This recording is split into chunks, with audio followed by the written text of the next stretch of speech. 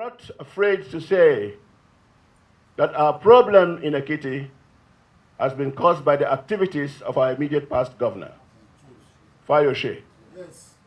Fayose ruined the pace before he left office, insisted in putting one that worked with him as our candidate then, with all kinds of struggles and all that. They could not persuade him to do otherwise. He ended up on election day sprawling on the floor and crying, and that did not help us anywhere. Put that to rest. The build-up to the choice of a candidate in Ekiti was a big struggle. All kinds of meetings, all kinds of peace interventions, all kinds of things, until they had to push away Segun Oni, who went to SDP that was not known there. The outcome is clear. There is no state governorship election that the National Party has not constructed what do I call it, a campaign council. There was none for Ekiti. There were no rallies there. Nothing happened there.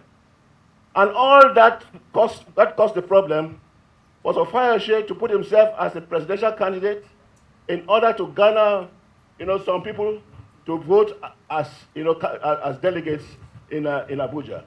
So for delegates in Abuja, Ekiti was sacrificed. So it's nothing new, and I think we have seen it, and I think the party at national level must address this matter and not allow it to be a constant. And I think the country must know, and the party must know, if people misbehave in the party, no matter what level of the party, whether it is at the highest level or the lowest level, there must be disciplinary action taken against them. If that is not done, then please, we are wasting our time, because we have a big battle to fight for the presidency.